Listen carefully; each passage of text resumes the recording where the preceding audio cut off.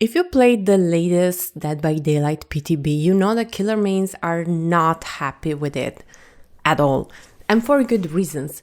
This PTB, between other things, tries to put a stop to tunneling, slugging, camping, that are, I agree, unfun strategies. If the killer is actually, tunneling, slugging, and camping. And most of the argument I have seen from killer mains is that these changes punish you for not doing that. Killer mains are not happy, and I can truly see why. The possibility to take a hit for 30 seconds after being unhooked is most definitely gonna be used aggressively by survivors, and if you see any VOD, any YouTube video from killer mains trying the PTB, you will see exactly that. Survivors aggressively taking hits, going for flashlight saves or flashbang saves. And that is possible because you have the elusive stats effect, so you don't make any sounds, leave any scratch marks for very long, so that the killer, unless they visually see you, they don't know that you are there. And using an item does not make you lose any of these effects, unless the item is used to perform a conspicuous action, of course. But what we forget is that these changes are not for us, for people that are experienced in the game.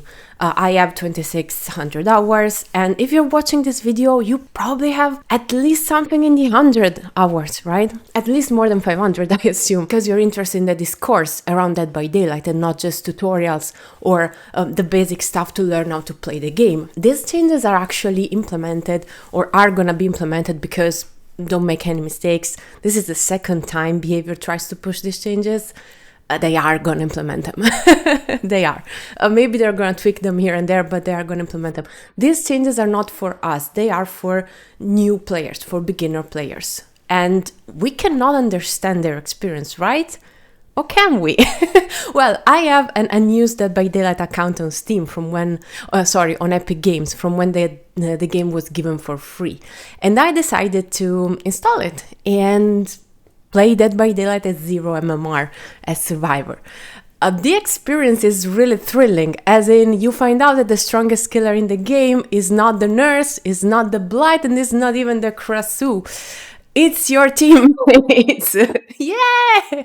So my experience with the 10 games I have played at basically 0 MMR in Dead by Daylight is that people get tunneled.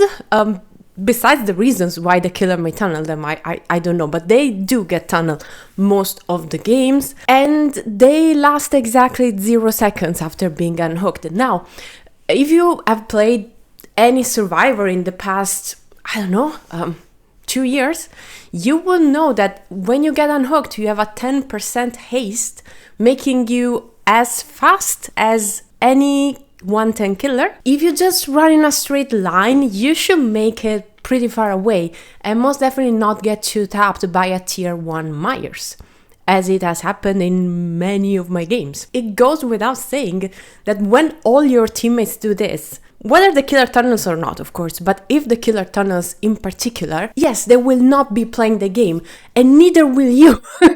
Neither will you, because either you just stick to gens because you are more experienced, better at ratting, better at chasing, while looping, or you just take the chase, and yeah, the killer might hyper-focus on you, but basically everyone in this MMR plays Legion.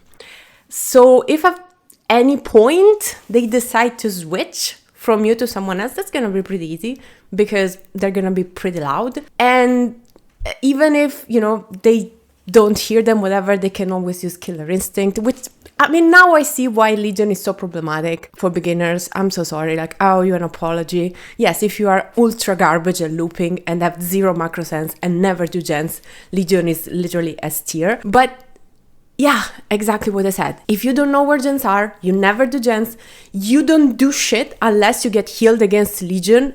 This has literally happened in my game, half an hour ago, I had a Fang that wanted to be healed against Legion every single time and would blow gens when I didn't heal her. If your teammates are garbage, yeah, they will need the antitunnel changes. They will need even more, because at that point, being, 2,000 times faster than the killer is not gonna change shit if you run to the killer the second you get unhooked. I'm so sorry, but beginners are afraid of tunneling and uninstalled because of tunneling, because they are not good at the game. So behavior, maybe the thing that we should be doing is teaching beginners how to play the game better. It's not really super acceptable to want to make a game beginner friendly and then have a garbage tutorial that doesn't teach you anything. Oh well, it does teach you how to vaguely perform the actions that you are needed to perform in a trial, but the important things in a trial are when to perform these actions. It's not even being good at looping, right? Which is not explained, by the way. In the tutorial, the basic way to escape the killer, looping, is not explained. This is not in the tutorial. They just teach you that you can drop pallets to slow down the killer. They don't even tell you when it's a good idea to do so. Not even that it's a good idea to do so when in chase. The tutorial just tells you that if you drop the pallet, it's gonna slow down the killer. Which is a no shit Sherlock moment. Yeah, of course, but when does the survivor need to throw down the pallet? Because if you don't teach them, they're gonna do like this lorry that I had in my game that kept throwing down pallets against a legion in frenzy with her baton. And that meant we ran out of resources 10 seconds into the game. But do I blame this lorry? No. No one taught her when to do something. Dead by Daylight is a complicated game, and we all know that when all the parts involved know how to play, Survivor has the upper end. And listen, we can all agree that Killer, when you start Dead by Daylight, when you are at like baseline MMR, is definitely the strongest role. When I started playing Dead by Daylight and I only played Legion, I didn't know the killer worked particularly well, and yet I won like 95% of my games. I can count on the fingers of one hand the games that I lost as Legion during my first month in playing Dead by Daylight. I completely agree that anti-tunnel is necessary, and I completely agree that for beginners being tunneled is a really bad experience that can actually lead you to uninstalling the game, which the devs don't want and I don't want. I want Dead by Daylight to be liked by new players, and I want them to stick around. So instead of just criticizing the patch notes and saying everything that was wrong with them and everything that was wrong in this PTB, I want to propose a change, an anti-tunneling change that will 100% kill tunneling, but also not allow survivors to use their anti-tunnel measures aggressively at higher levels, at higher MMR. My idea for completely killing tunneling and also killing the aggressive use of anti-tunnel perks and anti-tunnel effects from more experienced survivors is something I've called the ghost status effect. Air quotes, you can come up with a better name, I'm sure.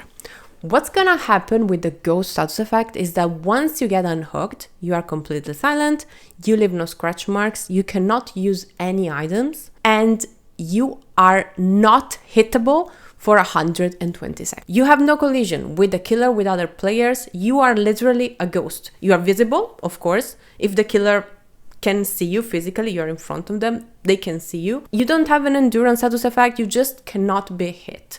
And this is for 120 seconds. That's pretty long. If the killer still comes after you and waits it out and wants to hook you again, then once you get unhooked, that's gonna be another 2 minutes. The killer is actively gonna lose the game if they hard tunnel in this way. How do you lose this ghost status effect? Well, in two ways.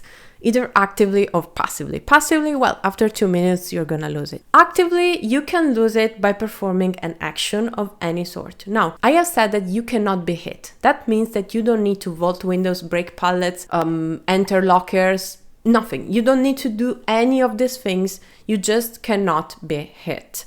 So performing any of these actions, and this includes conspicuous actions of sort, or interacting with the killer power, trying to remove your reverse bear trap, whatever, trying to disarm a trapper's trap, a hag's trap, that is going to result in you losing all your anti-tunnel privileges, because at this point, you are not using your status effect for anti-tunnel for yourself. You're using this to help your team, and this is for you, to help you.